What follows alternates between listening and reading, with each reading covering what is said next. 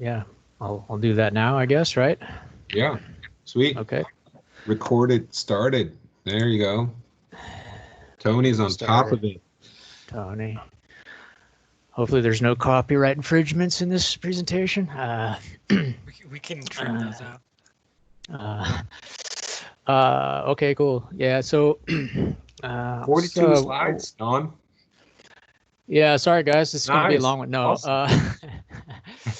no, I'll go quickly through it. I think what I want to do is kind of suggest. I mean, what I wanted to do is prepare for today. Also, I wanted to go through the material, kind of the Stan Allen text. It's been a while since I'd been through it, so I wanted to go through that.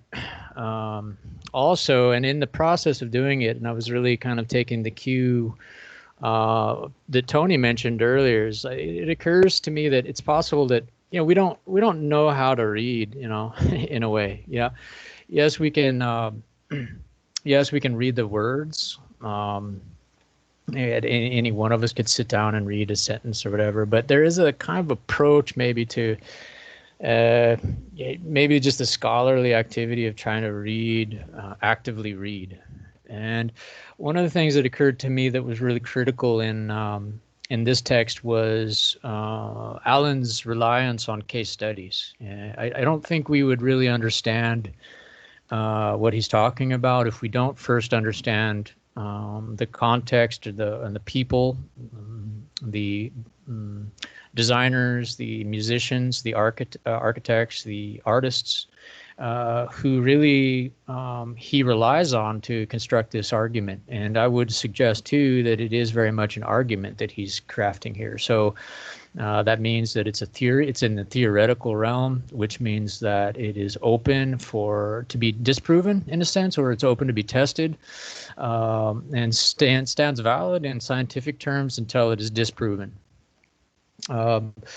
So no doubt his life, Stan Allen's own life, is probably closely his own practice closely is attempting to test these principles, and no doubt too he's probably gone beyond them by now too, and that's also the mark of a kind of a progressive-minded thinker is someone that is always kind of testing their own work and kind of pushing it forward.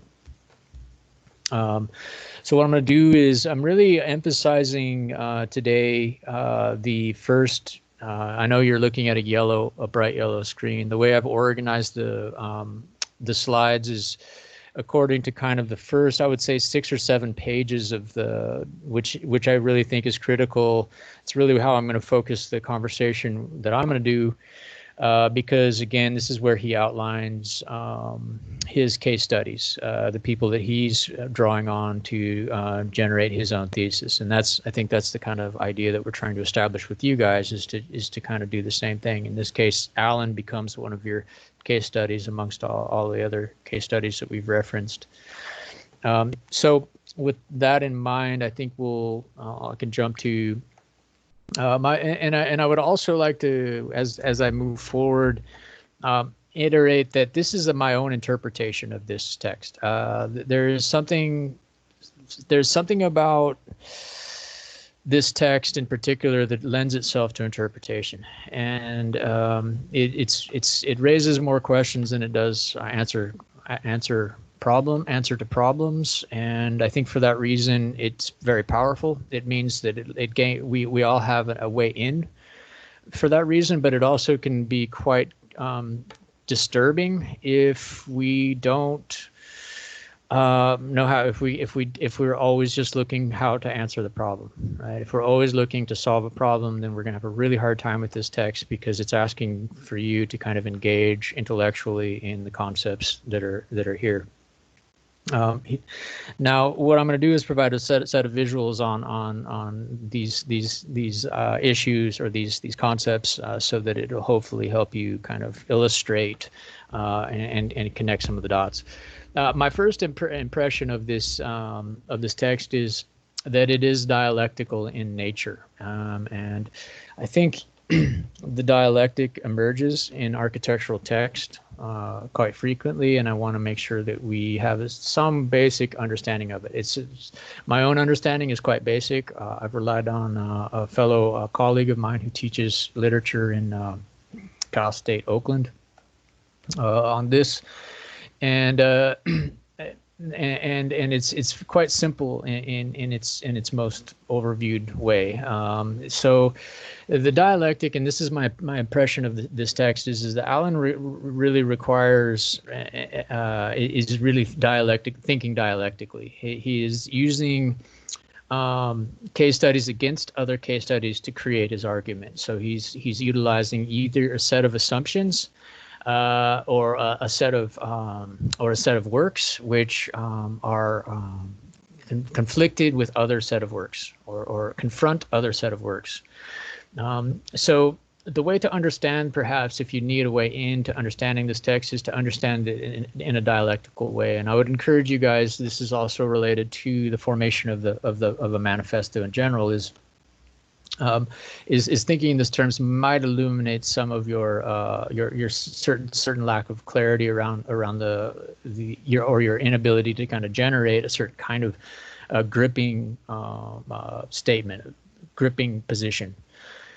So the idea here is that there's a synthesis in dialectic. There's a synthesis, a dominant worldview, and there's an antithesis. Okay, and there's examples here that I have listed in my own kind of interpretation of the dominant worldview as I understand it. But I would also claim that these are worldviews which are readily documented and are around us continuously, day in and day out. And I would argue that the next crisis that we're going to face in this world is one of silence. We will be undergoing a total, tremendous world change, and nobody will know it.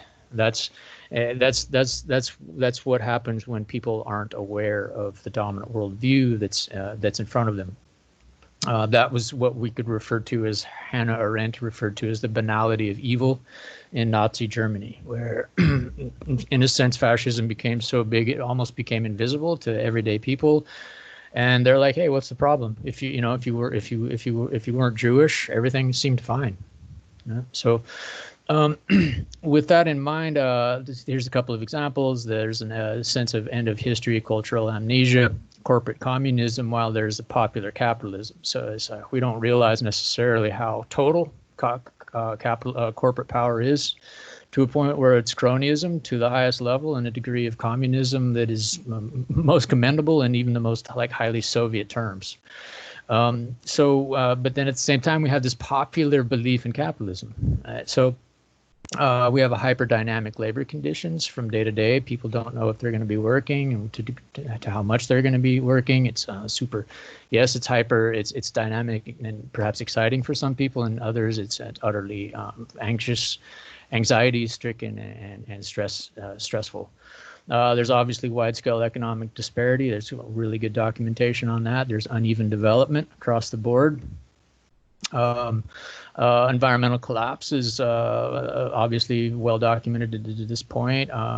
Extreme physical isolation, while we have extensive virtual networks. And violence as intimacy is another kind of deep sociological concept of how violence is kind of proliferating as a result of perhaps these kind of conditions.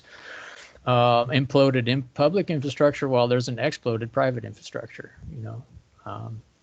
Private groups are putting planes into space while we're actually questioning if the United States Postal Service will stay alive.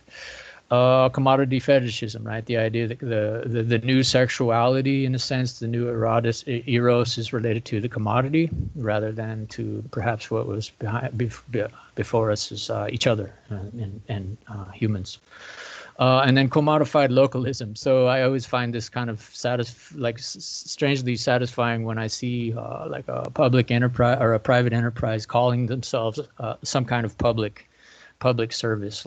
We have the the boutiques that refer to themselves as like hyper like worker or like working class, or like you have the, what is it, the union, you have the public, what is it, the public breakfast, the Republic breakfast place, and all these things. It's just simply commodifying the idea of like localism, or even commodifying even bigger terms like that socialists would have used in days bygone era. So these to me would be some of my, like, if I were to generate a certain kind of antithesis or a position, this is the kind of list that I would and have written to generate a certain kind of edge from which an antithesis can emerge.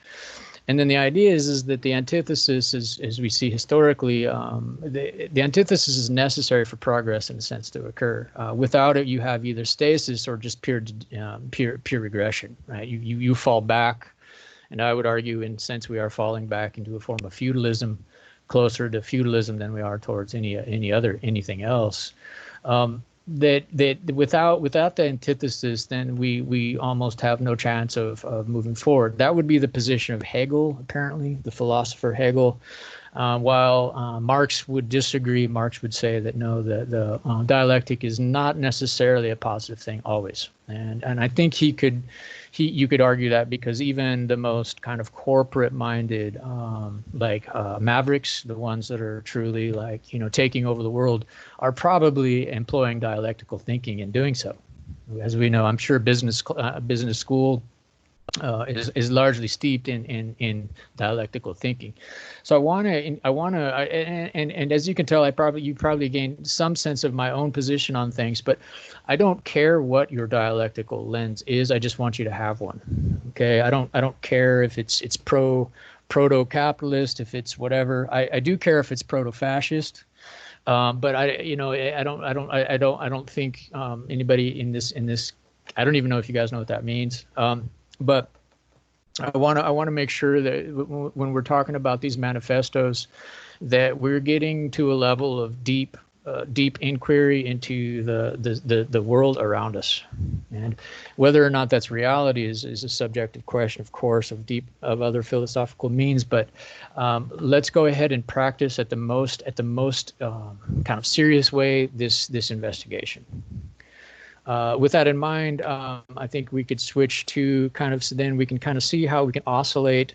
We can use dialectical thinking in terms of Allen. So you'll recall that Allen uses the Cordoba, the Cordoba Mosque as an example. This is in page, I think this is towards the beginning of the, I think it's, let me just pull up this document so I have it next to me. There's a diagram of the Cordoba Mosque on page 3. So the whole idea here is that to me there's a distinction between what is implied when Allen suggests that the Cordoba Mosque is a field condition. He's suggesting that that there's a certain kind of growth phenomenon that happens without limits, in a sense. It is a composition of parts and only parts, in a sense. And we can see in this diagram how those parts began to grow, and it's a very simple one. No, it doesn't have to be complicated, but this kind of regularity, there's certain rules associated with the spacing of the columns, etc. And then, of course, the attention, as he mentions too, is this kind of almost like hyper-egalitarian approach to the entrance, right? There is no sequence in the sense of this Cordoba Mass. There's almost a negation of what we would otherwise what we were much more familiar with in perhaps in the West, is the basilica model, right? The church, the Roman basilica had. Kind of, right, at some point when the Catholic Church took over, it began to emulate a form. Right? This is what I mean. I don't know if anybody wants to take a shot out here. You've taken history. What is this form trying to represent? Cruciform. It's a cruciform. And to provoke you a little further, what is the cruciform? Represents Christ. it represents Christ, but what is a crucifix?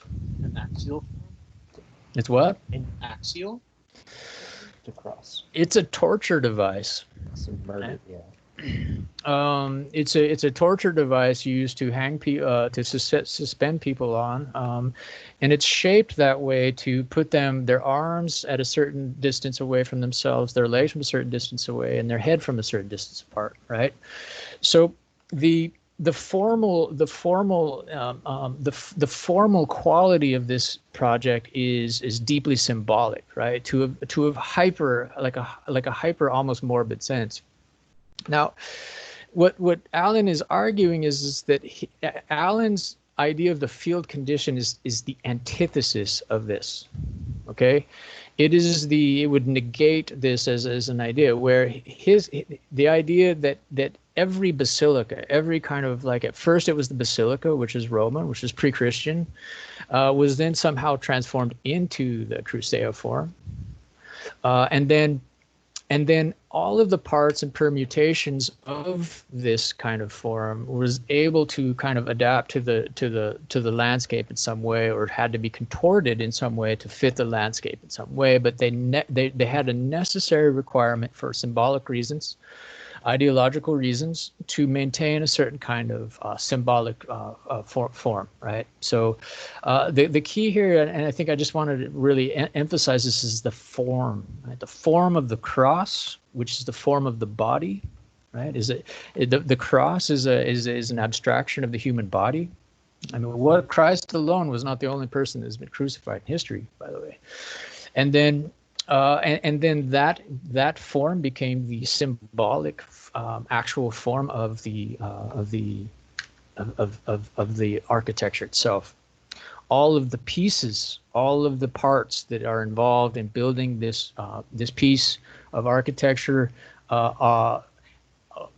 only contribute to the whole.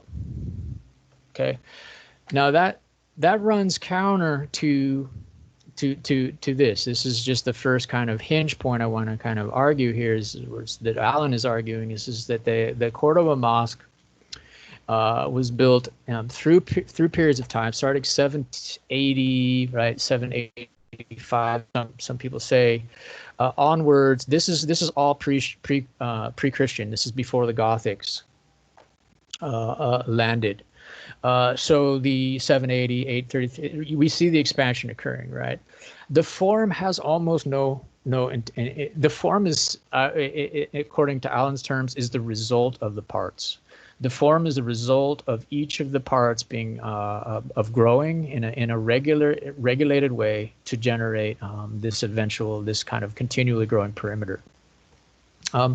It gets to a point where we do see the Gothics land and impose a Christian church right in the middle of the project. You see that here or here.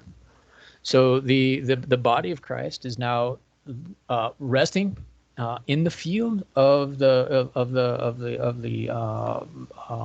otherwise mosque.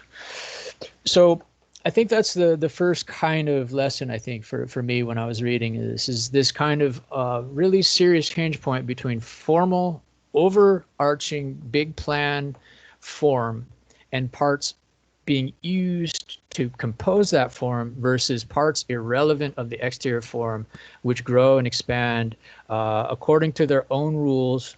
And the resultant form is simply, if anything, in some cases, it's an accident. Even we could even say, there's the introduction of chance.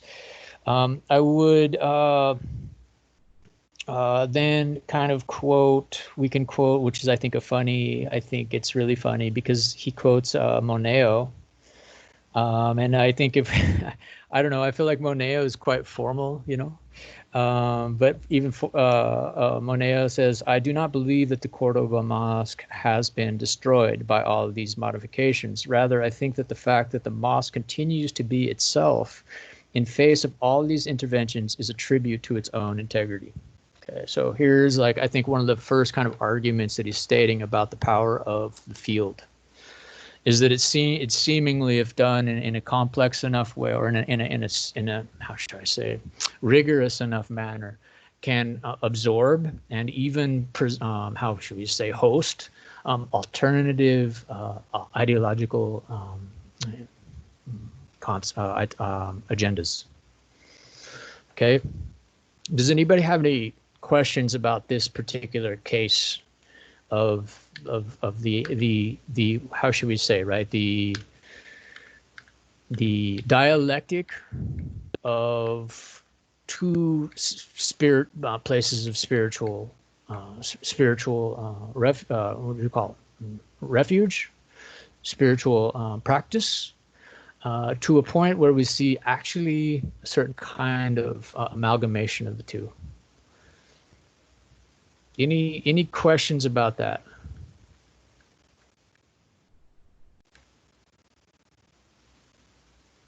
This is the interior.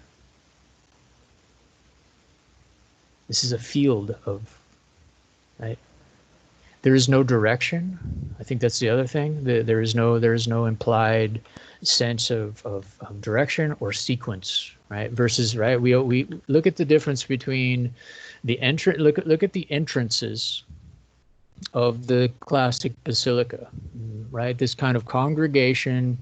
This what we refer to, what does Alan call it? Processional quality, right, of the entrance, the processional quality of this kind of the notion of ritual and routine, and the program associated and patterned around it, right? Or how we say, a machine for ritual. Well, here is something far more, I think something far more radical. It's, and if anybody's been lost in a casino before, I wonder if the casino is much more of a Stan Allen concept than say an airport. So any comments about that? Oh, this is just another I found. I mean, there's once you start to see this, you can kind of see it in a lot of other examples. This is the Holy Sepulchre in Jerusalem.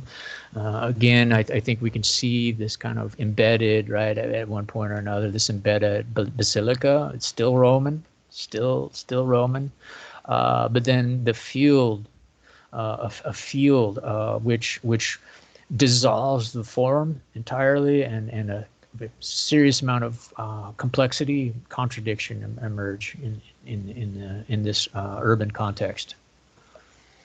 Any comments or questions about that? As it relates to fields, it's an interesting way of using it. Like as far as the pillars are concerned and stuff, how you said it's open and there's no like distinct directionality to it. Mm-hmm. But there's still very functional purpose to it all. Mm-hmm. That was something kind of that stood out to me from the reading, which is how you don't necessarily need to define directionality or purpose outside of the fact that, you know, they're holding up the roof, but mm-hmm. You know, I guess experiential purpose. They interrupt the flow of the building in a way, but they also create it as an entirely new space. Mm-hmm. You know, if it was open. It's a good point, Ty. It reminds me of the kind of maybe the notion of just like the hand of authorship, right? Here, I feel like there's this, and what is allowed here, I don't know if it's because of the ideological basis or for whatever reason, there's a certain kind of space that the subject has here, a certain kind of autonomy. And perhaps it is related to one's position in terms of one to God themselves, in a sense. It's like here, there's a certain degree of autonomy, while I think here is a clear, and anybody that's, you know, has like a kind of Catholic or Christian upbringing would understand like how the heavy hand of how should we say God makes itself apparent in the architecture itself. There's a certain kind of authorship in this, even though we might not know exactly who. It was the Romans that actually kind of crafted this typology. Any other comments about that? Okay. So the next one is just on the subject of music.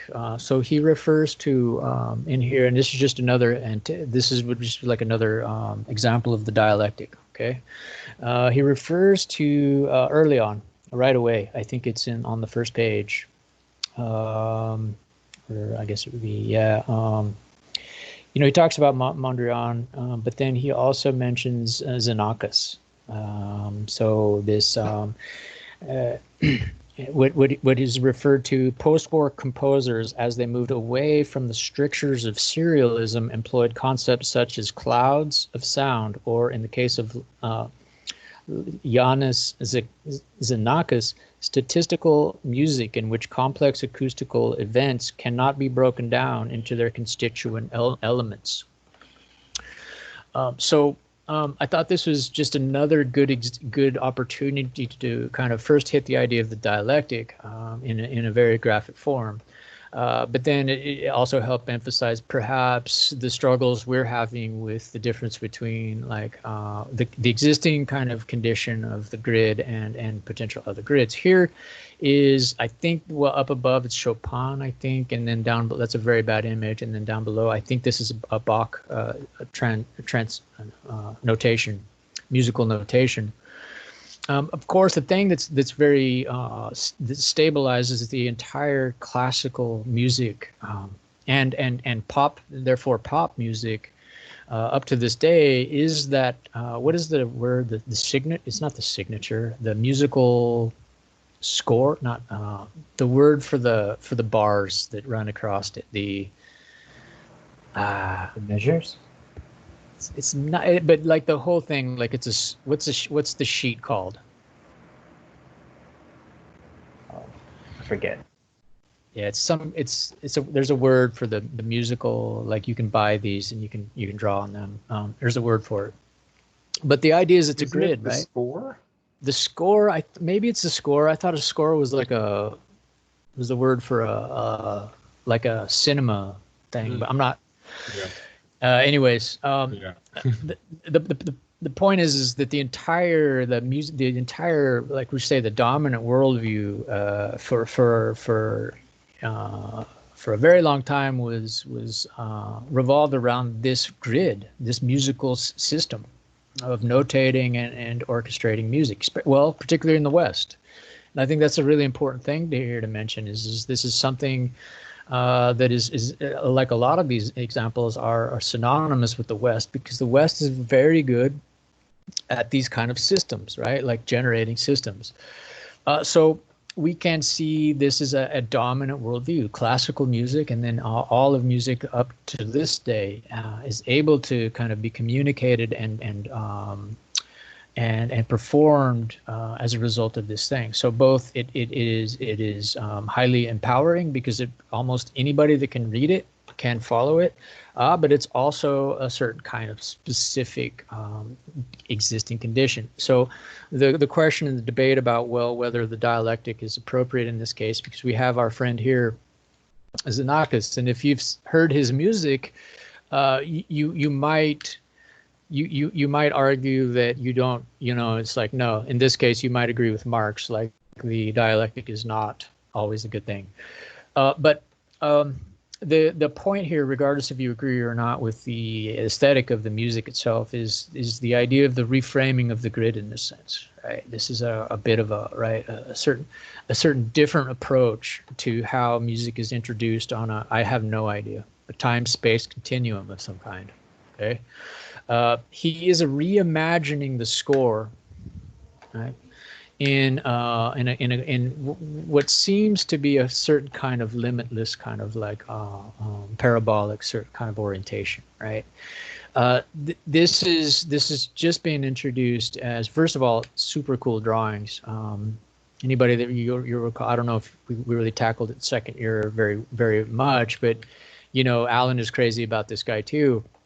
And particularly just, the drawings themselves, the attempt, he's doing the same thing, guys, is he's actually, and this is really important. I think this is why I wanted to tackle this, is he is drawing these so that someone else could pick it up and do it too. it's not that he's just rejecting the ability to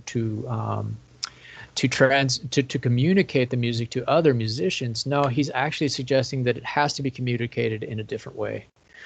And if you want to, and you want to, I don't know, if you somehow want to study him, which people do, you could be able to reimagine this work. Now, there is a possibility that in that process, it may be a different piece than what he imagined, and that might be the generative quality of it.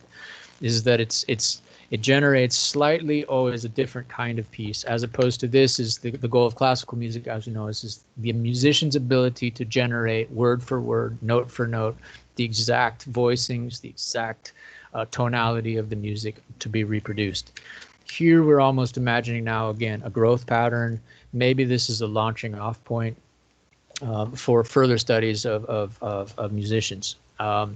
But again, the point here is there is a very rigorous grid underneath the entire thing. It's much more of a graph paper, and how that grid is got notations which indicate exactly how the music is composed.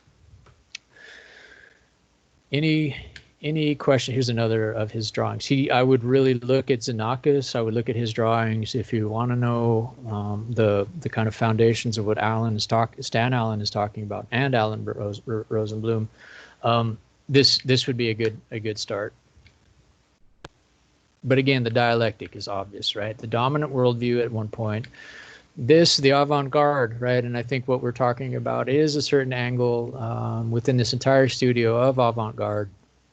We're trying to make it street level avant-garde that's accessible, but nonetheless, we are encroaching on the avant-garde. If you don't know what that is, Google it. And this entire presentation is filled with avant-garde. So any questions about that? Okay. So I feel like it's fairly straightforward. I have a feeling, for example, if I looked at this chart and I started to understand how these lines are drawn, I have a feeling you could just keep drawing these lines and they would begin to overlap and they would begin to turn, and then it would all be somehow a complex web of a certain kind of form that is generated as a result of each of the parts. But it's very specific in a way also. It's unique and whole at the same time, and that's what Alan, I think, is trying to get across. It allows for individual deviations, but it produces a kind of a holistic texture. Okay, so now into art, and then this is the last kind of segment. I know we're just about out of time, so.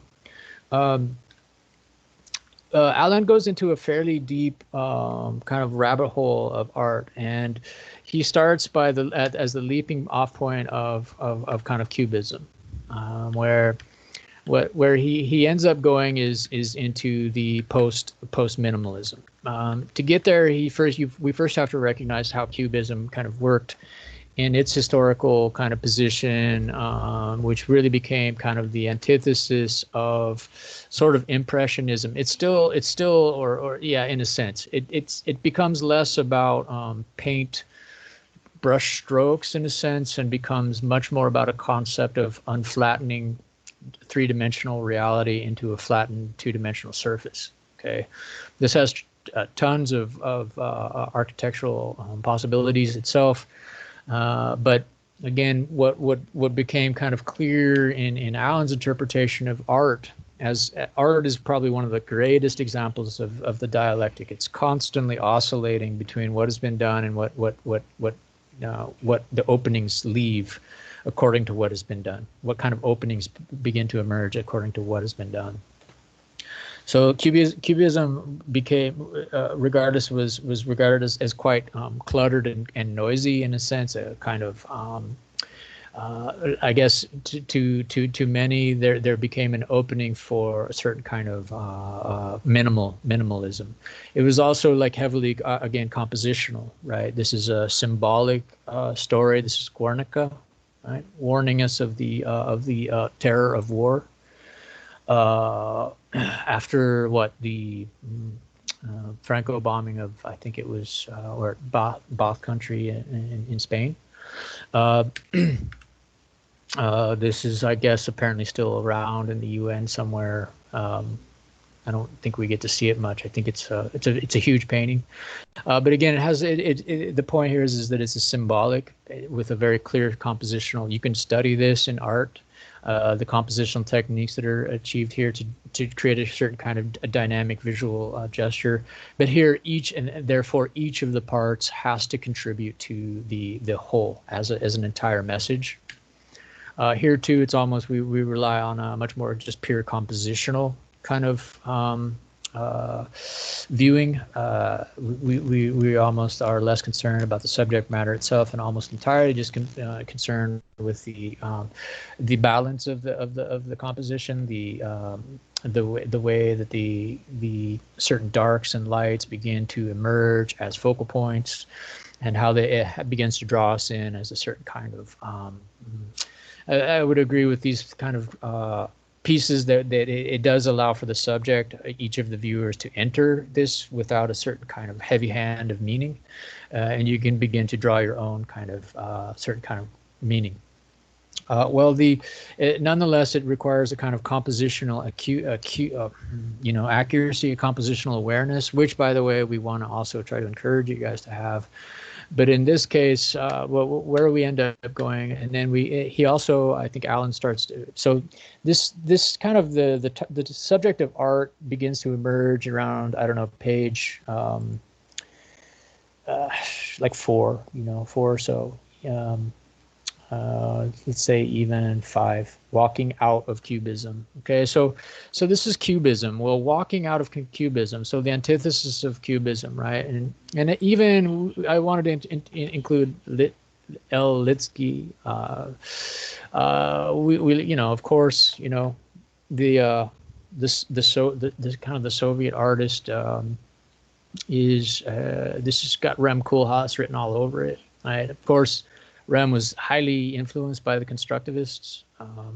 This is one of what they say is one of the kind of art forms that brought Koolhaas into architecture, and you can clearly see why. You can see the relationship.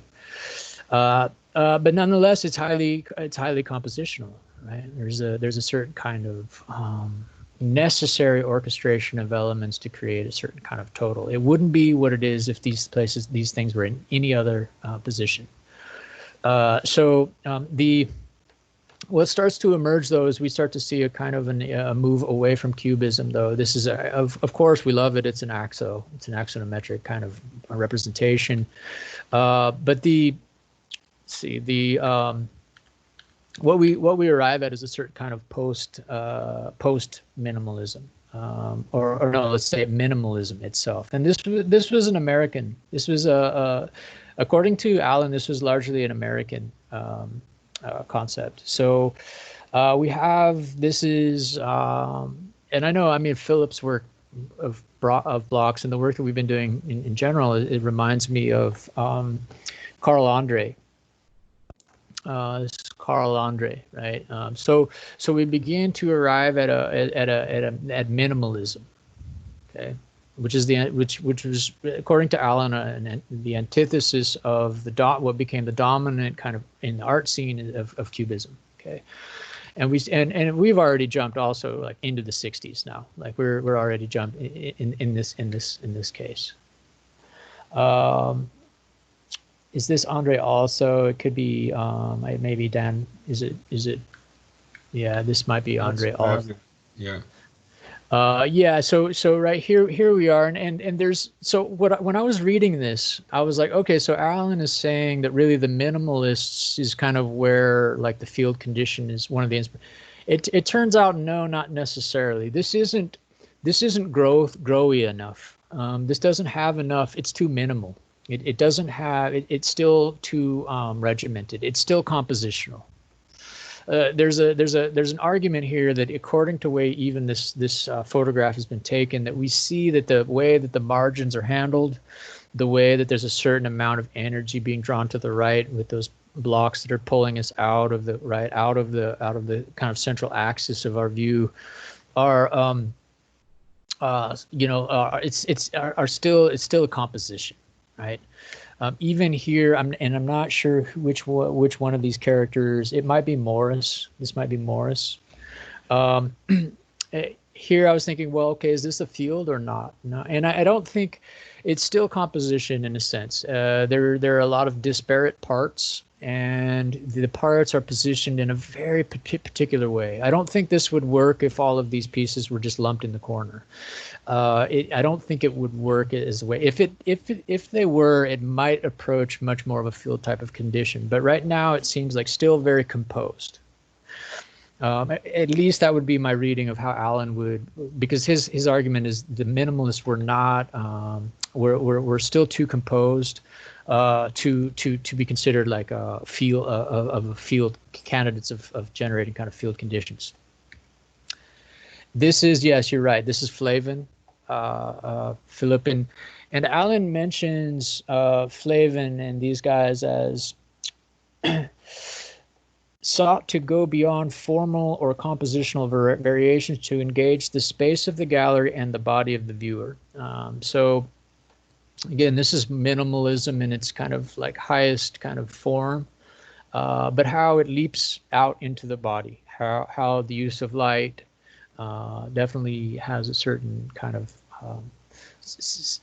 sensory provocation, which they were trying to promote. But again, it is incredibly compositional. It is rigorous to the degree that these lights are positioned, specific angle, touching each wall at specifically the perfect position at the specific verticality, right? To generate this kind of very specific, what would we say? I would say, based on the way this photograph is taken, that the horizon line is that light. It's producing almost like a false cyber horizon that penetrates through the walls in a sense and takes us into the ether, perhaps. At least that's what happens when I look at that for an extended period of time. So and then we can't forget about Donald Judd. Yeah,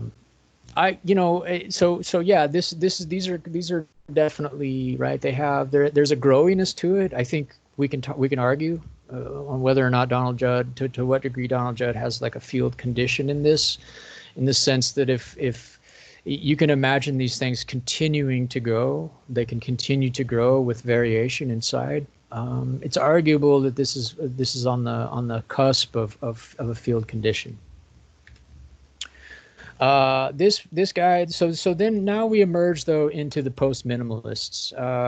The minimalists. These names are referred to on page 6. I mean, it's funny. It's only a 12, right? It's only a 12-page document. I'm only on page 6, and we've already gotten into this kind of level. And that's why I mean, this is a really loaded text. Don't let the size of it fool you. And that's why I wanted to share the images of the people that are introduced here, so that you can gain a better sense of what's happening. So here we enter. This is Bruce Nauman.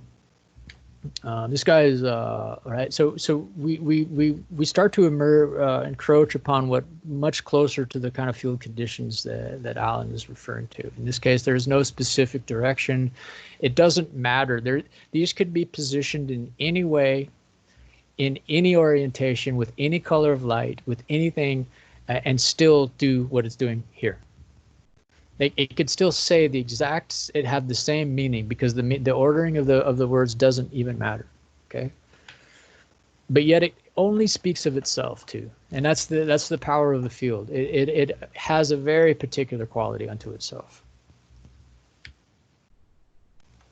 This is also here. This is also Nauman. All right, the swarm, the fish. And we read that much more explicitly. Linda Bengli. So here, right? There is no particular, is almost accident by which this could almost have been layered in any way.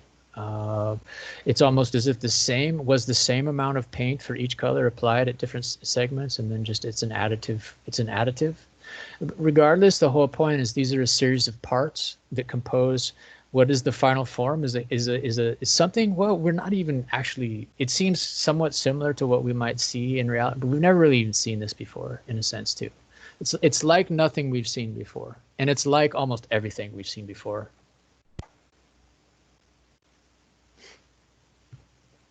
There's no sense of sequence here. I guess the layering, right, is the only real giveaway. These can be placed in any corner, in any place, in any room.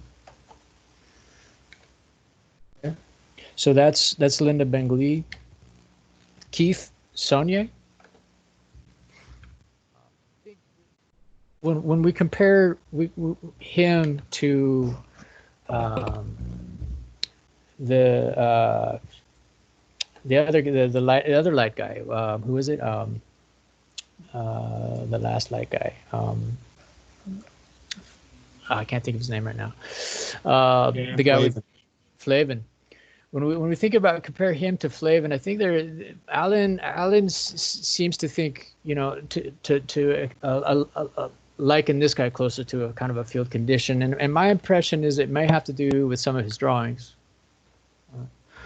But how important it is for him that the wires play a role. There's a certain kind of demarcation that's created, certain kind of textural kind of quality or surface conditions that emerge here, which thickening of surfaces. You read that in the text, right?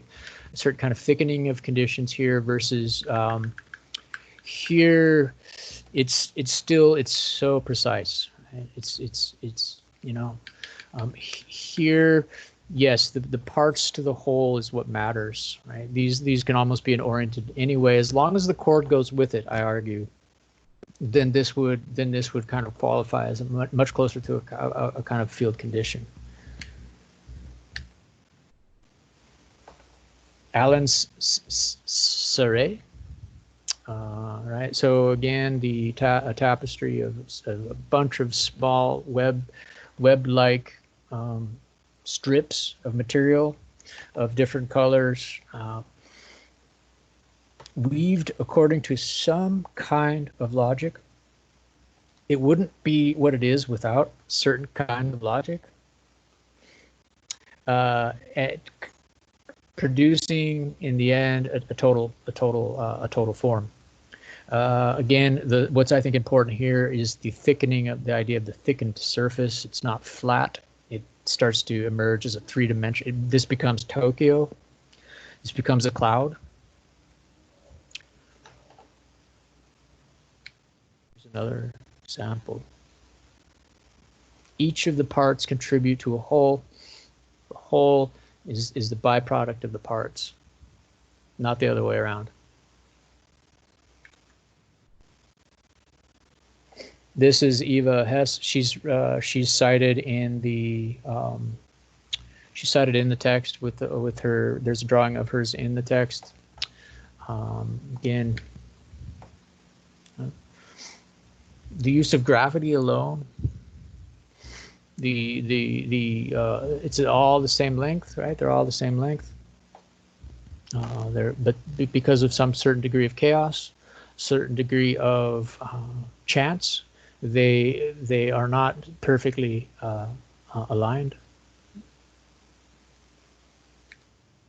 This is the drawing that's in the, and I would argue, what makes this as a field is perhaps there's an antithetical quality here, but it is also kind of, it's hand drawn, and I detect in the drawing different layers of hardness and softness of the image, and this is to suggest I wanted to include this, even though there's a risk of being confused with just a solid static grid, that field conditions don't always have to be like this. They can read as much more subtle. This is one of her drawings.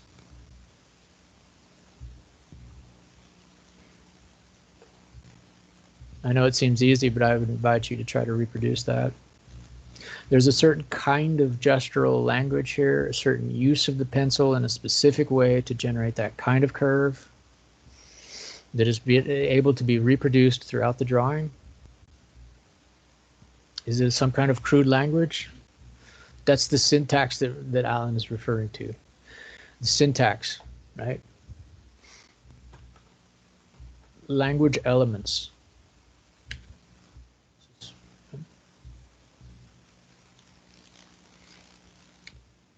And then finally, we land on Barry Laval, and this is what Alan would refer to as the closest to his inspiration, or his like as a case for field conditions.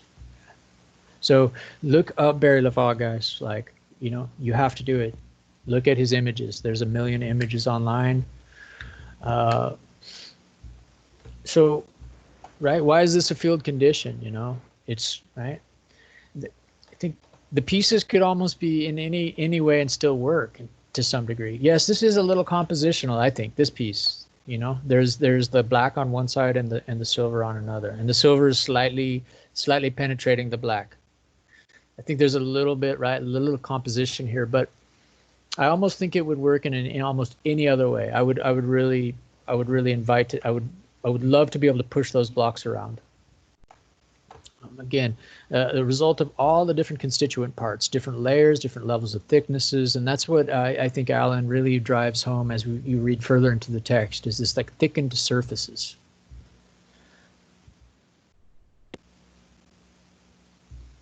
So if you're wondering where we were coming from the other day, hopefully by now it becomes clear. Here again, and I think Alan would agree with this, is that this is the idea of the field condition is one in which it's almost as if it's emerging from out of the ground.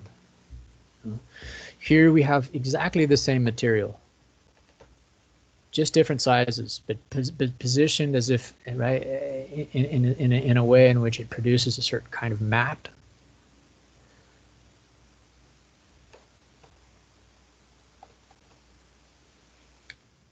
So I'll end the conversation with as an icebreaker.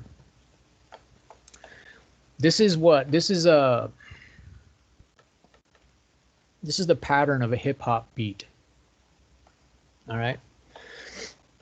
Is hip hop dialectic?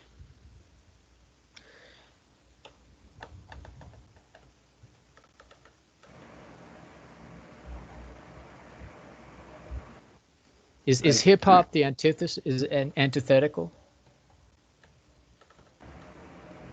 Depends on the artist, but it can be. Well, explain. I mean, explain yourself. Well, a lot of times they take, I guess it's lyrically, they take very strong stances on different subjects. Are you referring to just the music and this pattern here, or are you talking about just the whole? Yeah. Let's just say that when you do a Google search, or you're trying to develop a hip hop beat yourself, I don't know if anybody here does, like, you know, sequencing or anything like that. If you're interested in music, I would recommend it. It's very fascinating. But when you do a Google search on like beats, you can find a kind of template for basic beats of a specific genre. And this is a basic. This is like a box version of a hip hop beat. At what point does this? At what point does this become? Is the hip hop beat in general, like, can we say that is hip hop as a genre? Is it generating a kind of field condition of music or not? And what would be an antithesis of that? We know it's a dominant worldview. We know this would be couched within the dominant worldview, and we know that this beat has been also extracted not from hip hop itself, right, but is extracted from other forms of music. Going back to R&B, right, which had its origins in blues, all the way back to African origins. No.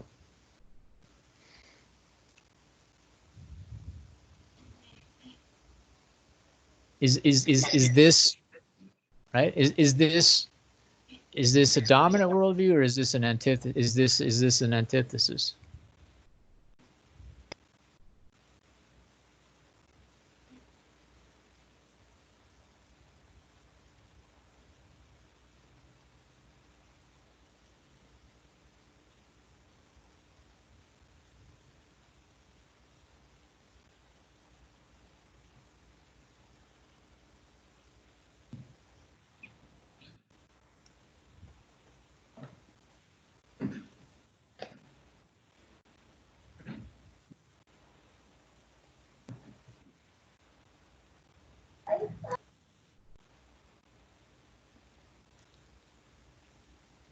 Do you guys need a way into this conversation, or you don't care?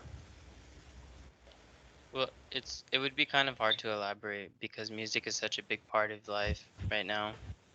Like if it it could be world dominant, but then also like it depends on the genre and the point of view of the individual that analyzes that genre. So that person analyzing the genre can be the like antithetical in perspective, and then also at the same time like the opposite. So there's like still a lot of elements that goes into it when like you're trying to analyze it. Right, and that's what I'm asking you guys to do. I think he is being specific about hip hop in general and the way it's composed. Oh, well, hip hop in a way like still could be considered an antithesis still, like because it's just the way that it evolved from the years, from like you can making the comparison like back then hip hop like Notorious B.I.G. or like all the people from I can't remember their crew, but they would just rap about how hard it was to survive in a fashion, and then older people that would elaborate that is the true hip hop could argue that current hip hop isn't the same. So like they would be the like opposing side. I think go ahead, OJ. More specifically, what I hear you saying or asking is this specific a specific genre of music, hip hop, is no different than any other type of composition of music, and that it's taking. It might be a different format, but this almost is no different than some of the sheet music you were earlier showing. Exactly. It's just a different platform. So hip hop, it goes back to the parts of the whole, right? The little parts. These are digital bits, right? And they're composing to make a new sound, but using age-old machine or age-old sounds to compose a new beat, if you will. Yeah. I think I understand it more now. So like it would be the symphony but in a different element. Because like the notes like with the notes in like a music sheet would be a different, depending on how you read it, with like whatever instrument could be a different like I don't know, I can't think of the word to express it, but more or less like it's like in the tip of my tongue, but I can't think of it. Parts of the whole. Think of parts of the field. I mean, you keep going. It just kind of hammers the concept of a field to me. Yes, and that's exactly, and that's what I wonder: is this a field, or is this, in musical terms, or is this the grid that we're familiar with? Like, I actually introduced this because I think you're more onto it, OJ, is that like as a bit of a provocation in a sense, just to kind of alert, people. And it does suggest something. I know you guys, there is something about your generation that does not want to, it's so personal, I guess. You don't want to question anything. I'm fascinated because my generation at that age was, and we were pretty mild compared to the generations before us. But so that is revealing in some degree, but I think based what I was trying to get at, and you're right, OJ, and I don't know if we have any, I think we need to wrap it up, but is that yes, in fact, this is exactly what produces the typology of hip hop. Like now, right? So these are the parts that produce. This is how you know when you listen to these, the kick drum, right? At this interval, right? At the 1 and then the right and the 1.5 at the 3, and then the right and on down the line, always landing on the 1 and 2, always landing on the 1 and 2. All R&B, all of that always lands on the 1 and 2. How that is producing a whole. And if I would argue that yes, the Ty's statement is a correct one, although quite brief, that it depends on who does it, because here's where the opening is also, is you've seen the artists that break this apart, right? We have seen genres that emerge out of hip hop, right? That have broken this apart. They have questioned the positioning of the kick on the 2, but still recognize, well, they still want to make people dance or whatever, right? But they try to achieve it. They try to get there not through the canned typology of hip hop. And I would suggest that the true valid artists that are out there today, the people that are working in the Stan Allen mode, are working dialectical, and they're splitting these beats up into ways that we can't imagine. And that's why I think the introduction of trap, I was curious about that, is much more of a valid kind of conversation now, right? Like how the artist deconstructs an existing condition. I mean, Flying Lotus, I mean, you guys have heard Flying Lotus is a great example of that, right? Like someone that has still retains a certain tradition, but is opening it up to new possibilities without really, and again, this is the kind of street-like mentality that I'm even introducing, is without excluding people necessarily, without the exclusion of people, but actually taking it to another level. This is a great way to talk about this, Don, and bring it back to trap music in some ways, and allow us all to think about this in a musical term of layering beats, composing different sounds, and taking it to a graphical level of layering program. And does that start to create a new genre of city? Yes. What is, if I could just, leave it at that. Yeah. Yeah, so hopefully it has, we got through to you guys a little bit. That took longer than expected, as usual. I think we want, if there's any, I don't know if there, I mean, we may have completely covered the topic by now. Is there any other comments or questions, or does this provoke anything new, or do you want to share anything? I don't mean to call you guys out as being kind of like so obedient. I don't think you are, but I apologize if that sounded a little hot. I'm just like, you guys don't want to call anything out, even though I know you do. That's the thing. I know you do. I know you. I know it. It's that political correctness that we all, that we all have. Yeah, I guess so. Yeah. I mean, anyways, and it maybe have to do with the lack of the ability to communicate it yet, to have the words or the kind of like confidence to be able to communicate. And that's why we're here to demonstrate that, and to kind of articulate like difference, to articulate conflict in a much more humane way, perhaps, right? It can be done, right? We can't just hide under a rock. In other words, that would be my own personal position. Okay, so I think we're good then. If we don't have any questions, I'm done. My voice is shot. Hey Don, thanks so much for entering this conversation. I mean, I have tons of notes on this, and I'd love to actually continue this at some point. But I do feel we might want to see if we can interject some of these points in the individual projects to find a way to get an angle on some of these. So what I propose right now will be, we're going to break and proceed with the first two teams at 5:30. So everyone can step away for a moment and I guess jot down all the points that Don so eloquently just put down right now, or you can just take a break. So first two teams I'd expect back in Miro at 5:30.